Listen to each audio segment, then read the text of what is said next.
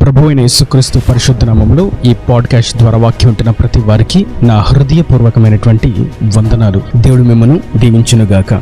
యోహాను సువార్త 3వ అధ్యాయము 16వ వచనం.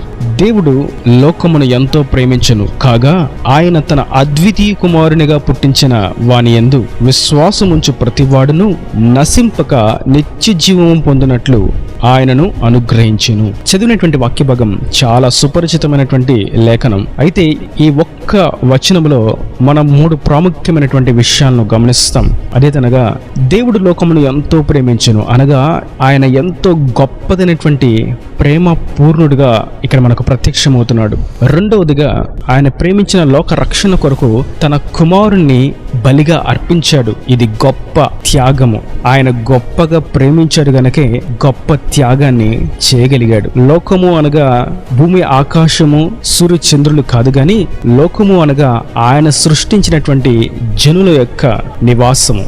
ఆయన ప్రేమించింది తన పేరిట తన స్వారూప్యంలో రూపించబడినటువంటి తన జనులను. మరియు మూడవదిగా మనం చూస్తాం, తన కుమారుని యందు విశ్వాసముంచు ప్రతివాడు నశింపక నిత్య జీవం పొందినట్లు ఆయన అనుగ్రహించను. ఇది గొప్ప వాగ్దానము. ఆయన గొప్పగా ప్రేమించాడు కాబట్టే గొప్ప త్యాగాన్ని చేయగలిగాడు. గొప్ప త్యాగాన్ని చేశాడు కాబట్టే గొప్ప వాగ్దానాన్ని, గొప్ప ఆశీర్వాదాన్ని సిద్ధపరచగలిగాడు.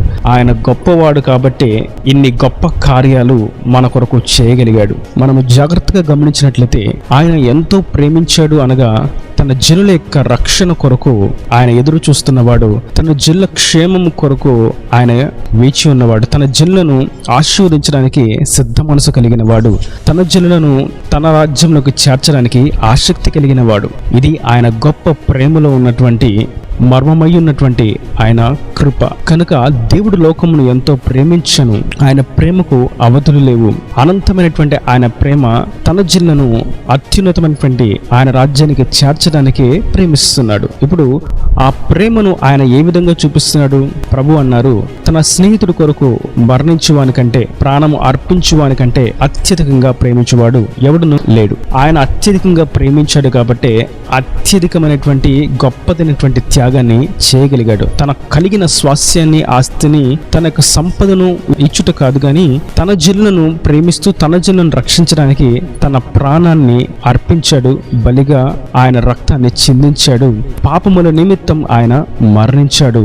వారిని మరలా తిరిగి ఆయన రాజ్యానికి తీసుకువెళ్ళడానికి మరణపు ముళ్ళను విరిచి పునరుద్ధానుడయ్యాడు. ఇది ఆయన యొక్క గొప్ప త్యాగానికి సాదృశ్యమై ఉన్నది. ఆయన కుమారుడు మన కొరకు మరణించాడు.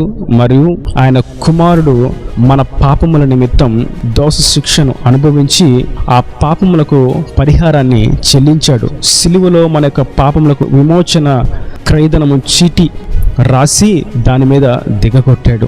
ఆయన మన కొరకు మరణించాడు. ఇది గొప్పదైనటువంటి త్యాగము. మరియు మూడవదిగా మనం చూస్తున్నాం, ఇక్కడ ఆయన యందు విశ్వాసం ఉంచువాడు మరణించక నిత్య జీవమును పొందుకుంటాడు. ఆయన గొప్ప ప్రేమలో, ఆయన అత్యున్నతమైనటువంటి ప్రేమలో దాగి ఉన్నటువంటి ఆశీర్వాదం ఏదనగా నిత్య జీవము. ఈ నిత్య జీవమును ఇవ్వడానికే ఆయన ప్రేమిస్తున్నాడు.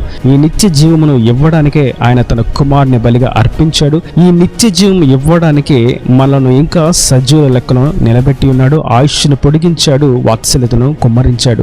మనం నేటి దినాన గమనించవలసినటువంటి పాఠ్యం ఏదనగా ఆయన ప్రేమకు మనము బద్దులమై ఉండాలి. ఆయన త్యాగాన్ని గుర్తించిన వారమై ఉండాలి. నేటి వాక్యం ఉంటున్నటువంటి నా ప్రియ సహోదరులారా, మీరు దేవుని యొక్క ప్రేమను గుర్తించాలి. దేవుని యొక్క త్యాగమును గుర్తించాలి. ఇప్పుడు ఆయన వాగ్దానాన్ని పొందుకోవడానికి మనం యోగ్యులుగా మార్చబడతాం. ఇక్కడ మనం గమనిస్తాం, నిత్య జీవనం పొందుకోవడానికి ఆయన అనుగ్రహిస్తాడు. ఆ నిత్య జీవమును మనంతటా మనం పొందుకోవటం కాదు కానీ ఆయన అనుగ్రహిస్తాడు. అది ఎవరికి అనుగ్రహిస్తాడు? ఆయన ప్రేమించినట్లుగా ప్రతి వారిని ప్రేమించినప్పుడు, ఆయన ఏ విధంగా మన యొక్క పాపముల నిమిత్తం త్యాగమయ్యాడో ఆ విధంగా నశించిపోతున్న వారి కొరకు భారము కలిగి మనం ప్రార్థించినప్పుడు, అనగా మనము ప్రేమించాలి అంటే ఎవరితోనూ శత్రుత్వము, ఎవరితోనూ గొడవలు, ఎవరితోనూ ద్వేషాలు ఉండక, కోపోద్రేకాలు లేక ప్రతి వారిని క్షమిస్తూ దేవుని ప్రేమను చూపిస్తూ ఆయన స్వరూపులకు మార్చబడట. మరియు రెండోదిగా ఆయన రాజ్యానికి వారసులు అవడానికి, నిత్య జీవమును పొందుకోవడానికి ఆయన ఏ విధంగా త్యాగం అయ్యాడో, ఆయన ఏ విధంగా బలి అయ్యాడో, ఆ విధంగా మనం ప్రార్థనలో నశించిపోతున్న వారి కొరకు మనము ప్రార్థించినప్పుడు మనము ఆయన యొక్క నిత్య రాజ్యానికి, నిత్య స్వాస్థ్యాన్ని పొందుకోవడానికి యోగ్యులుగా, అర్హులుగా మార్చబడతాము. ఒకవేళ ఈ ముఖ్య పాఠ్యమును గుర్తించగా, ఆయన ప్రేమను గుర్తించగా, ఆయన త్యాగమును గుర్తించగా ఉన్నట్లయితే నిత్య జీవనం పొందుకున్నట అసాధ్యము అని వాక్యము తేటగా సెలవిస్తున్నది. అందుకే నశించిపోతున్న దానిని వెతికి రక్షించడానికి మనుష్య కుమారుడు ఈ భూమి మీదకి దిగి వచ్చాడు అనగా, నిత్య జీవనం పొందుకునే మార్గమును గుర్తించలేని అవివేకులుగా, ప్రేమ లేని వారుగా, స్వార్థముతోనూ, గర్వాలతోనూ, అహంకారాలతోనూ, విగ్రహారాధనలతోనూ, దేవుని చిత్తము కాని అసహ్యమైనటువంటి క్రియలు చేయడానికి వారి జీవితాన్ని అర్పిస్తున్నటువంటి వారికి దేవుడు వెలుగును చూపించి వారి మార్గములను సరిచేసి దేవుని సత్య మార్గులకు త్రిప్పడానికి ఆయనే నిజమైన వెలుగుగా దిగి వచ్చాడు.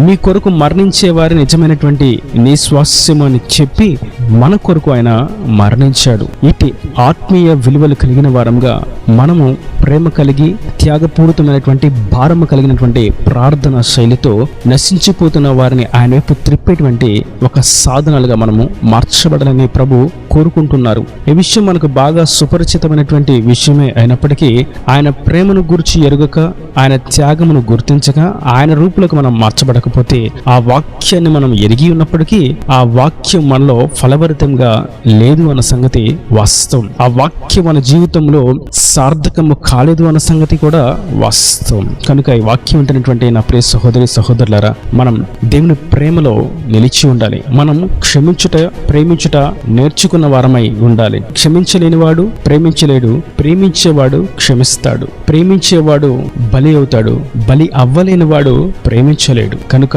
దేవుణ్ణి మన కనులు ఎదుట పెట్టుకొని, ఆయన త్యాగమును మన తలంపుల్లో ఉంచుకొని, ఆయన యొక్క ప్రేమతో మనం పూర్తిగా నింపబడి, ఆయన వలె ఈ లోకంలో ప్రజ్వలింప చేయబడుతూ, వెలిగింపబడుతూ అనేకులకు దేవుని యొక్క వెలుగును చూపించే వారంగా మనము మార్చబడినట్లయితే, మనం నిలిచినట్లయితే ఆయన నిత్య రాజ్యానికి మనలను వారసులుగా చేరుస్తాడు. మరియు మనం ఆ తరువాత వచనాన్ని చూస్తాం. లోకము తన కుమారుని ద్వారా రక్షణ పొందుటకే గాని లోకమునకు తీర్పు తెచ్చుటకు దేవుడు ఆయనను లోకంలోనికి పంపలేదు. మనకు నిత్య జీవాన్ని ఇవ్వడానికే ఆయన వచ్చి ఉన్నాడు. మనల్ని నిత్య రాజ్యానికి వారసులుగా చేయడానికే ఆయన సంకల్పం కలిగి ఉన్నవాడు. ఎవరు నశించిపోట ఆయన చిత్తము కాదు. తప్పులను ఎంచి తీర్పు తీర్చి నరకానికి పంపుచట ఆయన యొక్క ఉద్దేశము కానే కాదు. అందరూ అంతటా మారు మనసు పొంది రక్షించబడవలనే ఆయన రాకడ ఆలస్యం చేస్తూ ఉన్నాడు. సంవత్సరంలో తరబడుతున్నప్పటికీ ఆయన రాకడ ఆలస్యం అవడానికి గల హేతువేదనగా నిత్య జీవనం పొందుకునే వారి యొక్క సంఖ్య పెరగాలని, నరకానికి వెళ్లేవారు